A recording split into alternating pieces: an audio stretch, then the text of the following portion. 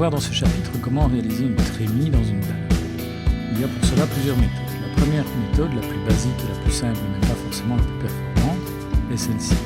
Je vais sélectionner la dalle et je vais demander de modifier la limite. Rappelez-vous, au niveau de la modification des profils de mur, quand je crée au sein de la polyligne extérieure une autre polyligne, cela constitue un trou. Mais c'est exactement la même chose qui va se passer au niveau d'une dalle. Donc si je réalise par exemple ceci et ceci, quand je valide, je récupère directement ma trémie. Alors, c'est bien joli, mais que se passe-t-il maintenant si cette dalle-ci se répète sur plusieurs étages? Donc, je vais rapidement créer, je vais utiliser par exemple ces 4 niveaux-là que j'ai déjà à ma disposition. Et donc, je vais prendre cette dalle, faire un copier et puis un aligner sur les niveaux sélectionnés et je vais demander de la mettre sur le niveau 1, le niveau 2 et le niveau à côté. Voilà. De cette manière, magnifique, j'ai récupéré mes dalles avec leur trémie. Okay. Maintenant, si dans l'élaboration du dossier, on décide à un moment que cette trémie est plus petite, eh bien, si j'ai réalisé cette trémie de cette manière-là, je vais être obligé de modifier cette trémie à travers toutes mes dalles. Donc ça va être relativement fastidieux. Donc je vais avoir une méthode beaucoup plus simple pour réaliser cela. Donc je vais supprimer les dalles supérieures et je vais supprimer au niveau de la limite, je vais supprimer ces lignes-ci et cette ligne-là. Je récupère une dalle complète. Je vais directement recopier cette dalle sur les autres étages. Donc je vais redemander à crotter niveau 1, niveau 2. Voilà. Donc je récupère mes dalles sur tous les niveaux. Et puis je vais utiliser un autre outil qui se situe au niveau des ouvertures ici, l'ouverture de cage. Je vais dessiner dans la limite de ma dalle, je vais dessiner un contour. Je vais valider. Et ce contour va automatiquement percer toutes les dalles qu'il croise. Donc ça veut dire que si je regarde ça en coupe, je vais avoir ici, je vois effectivement que mes 2 premières dalles sont percées. Pourquoi? Parce que cette ouverture de cage, en 3D, je vois qu'elle est posée au niveau 0, avec un décalage inférieur de 15. Alors, une ouverture de cage ne va jamais couper partiellement une dalle, donc à partir du moment où elle touche la dalle est percée. Donc je me retrouve ici au niveau 0, juste ou un petit peu au-dessus. Vous voyez ici, je suis à 1 mm au-dessus, la dalle n'est pas percée. Si je mets 0,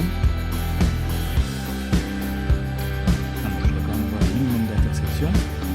Je vais mettre par exemple moins 10. Là, la dalle est percée. Et pour le dessus, il suffira de venir chercher la partie supérieure de l'ouverture de cage et de la modifier comme ceci pour que toutes mes dalles soient percées. Vous aurez tout de suite compris le gros avantage, c'est que graphiquement, comme ceci, j'ai exactement le même résultat qu'avant. La seule différence, c'est que si maintenant on décide de modifier la taille de cette trémie, eh bien je n'ai qu'à modifier l'esquisse de la limite de cage. Donc je vais sélectionner l'objet, demander de modifier l'esquisse, je vais modifier la taille de la trémie, je valide, et automatiquement, ma trémie est modifiée à travers toutes les dalles. C'est évidemment un avantage certain. Alors, j'ai même la possibilité de carrément pouvoir oublier la forme de cette trémie.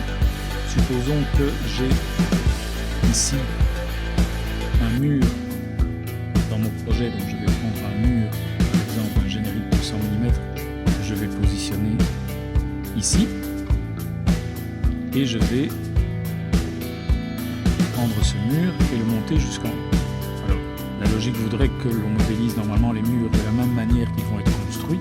Voyons logique, nous sommes dans un logiciel d'architecture, donc on ne va pas réaliser des murs intérieurs traversant comme ça avec des intersections de dalles, on va les réaliser réellement en les modélisant dalle à dalle, mais pour l'exemple ici, j'irai plus vite en faisant ceci.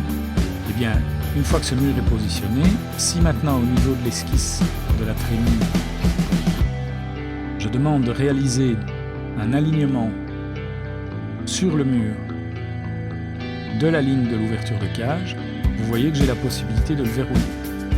Et donc si je verrouille ceci, si maintenant je regarde ça 3D ou en coupe, je vois que j'ai bien mon ouverture de cage qui est tout à fait alignée avec mon mur. Le gros intérêt, c'est que si maintenant je sélectionne ce mur et que je le déplace, mon ouverture de cage va suivre. Alors forcément ici, comme les 3 autres lignes de l'ouverture de cage n'étaient pas verrouillées, c'est toute l'ouverture de cage qui va se déplacer. Par contre, si j'avais par exemple au niveau d'ouverture l'alignement sur la limite de dalle de l'ouverture de cage avec un verrou, je récupère donc ceci. Et maintenant, si je prends ce mur et que je le déplace, je vois que mon ouverture de cage, l'esquisse de mon ouverture de cage va suivre. Donc, elle est devenue maintenant beaucoup plus grande. Donc, une fois que j'ai réalisé une ouverture par cette manière-là et que je l'ai parfaitement verrouillée sur les murs constitutifs, je n'aurai plus par la suite à me préoccuper du trou dans les dalles, puisque dès que je vais bouger les murs, l'ouverture de cage suivra.